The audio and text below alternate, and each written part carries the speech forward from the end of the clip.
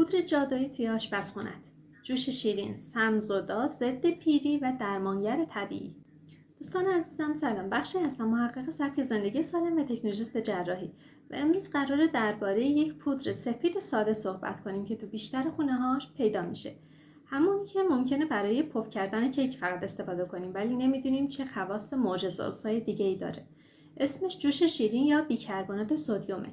اگه تا پایان این ویدیو با من همراه باشی باورت نمیشه یه ماده ساده و ارزون میتونه برای سلامتی و زیبایی معده، کلیه و حتی بوی بدن اینقدر مفید باشه.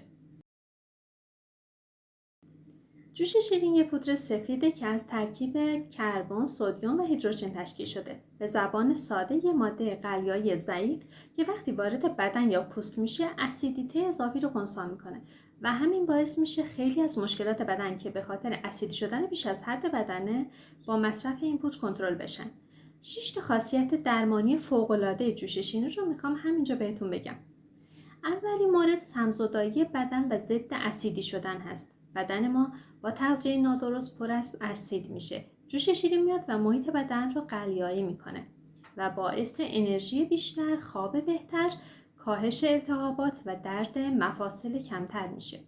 طرز استفادهش به این صورت هست که نصف قاشق چایخوری جوش شیرین رو داخل یک لیوان آب ولن بریز و هر روز یک بار ازش استفاده بکن.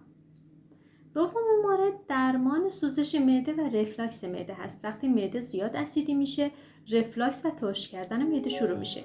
جوش شیرین اسید اضافی رو خنثی میکنه و احساس راحتی میاره.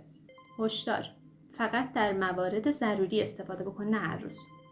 سومین مورد سفید کردن طبیعی دندون‌ها هستش. باکتری‌های دهان رو از بین میبره. لک‌های قهوه‌ای چای قهوه رو کم رنگ میکنه و نفس رو تازه میکنه. اما طرز استفاده: هفته یک بار و نه بیشتر.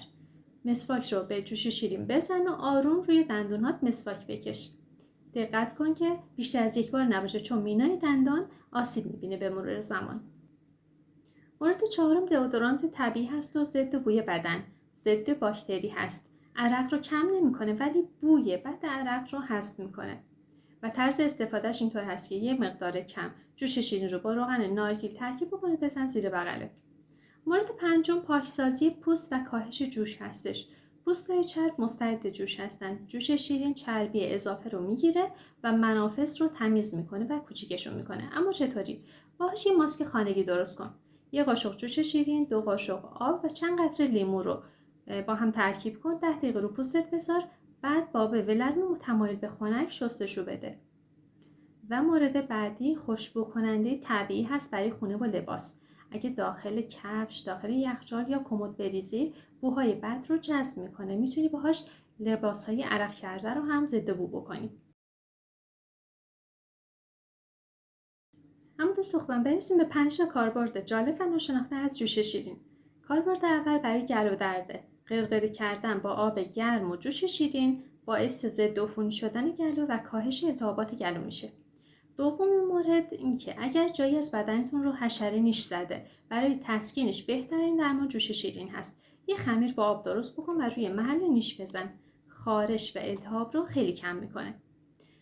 مورد بعدی برای رفع بوی پا هستش. داخل کفش یا کف پاتون رو با جوش شیرین آغشته بکنید. به مرور باعث از بین رفتن باکتری ها میشه و بوی بد پا رو از بین میبره. مورد بعدی برای نرم کردن پا و پاشنه ترک خورده پا هست. توی یه لگن آب گرم بریز، چند قاشق جوش شیرین بهش اضافه بکن و پاهات رو 15 دقیقه داخل اون قرار بده و بعدش شستشو بده. و مورد بعدی برای تمیز کردن شانه و برس مو هست. داخل آب جوش شیرین بنداز، چربی و باکتری ها رو از بین میبره. اما چند تا مورد هشدار برای مصرف جوش شیرین. اولین مورد این که بیش از حد مصرفش نکن چون سدیمش زیاد هست و فشار خون رو بالا میبره. دومین مورد برای خانم‌های باردار و یا کسانی که داروهای خاص مصرف میکنن بهتره اول با پزشک مشورت بشه و بعد استفاده کنن. و سومین که برای مصرف پوست و دندون همیشه ملایم و به صورت محدود استفاده بکنید. دوست عزیز، این پودر ساده خیلی خاصیت داره. با جوش شیرین میتونی از شر خیلی از داروهای شیمیایی خلاص بشی، فقط کافیه بلد باشی چطور ازش استفاده بکنی. اگه این ویدیو برات مفید بود حتما کامنت بذار، کامنت کن، برای دوستات هم بفرست. منتظر ویدیوهای بعدی ما هم باش. از اینکه تا پایان ویدیو همراه هم بودی ممنون و سپاسگزارم. مراقب خودت باش. خدا نگهدار.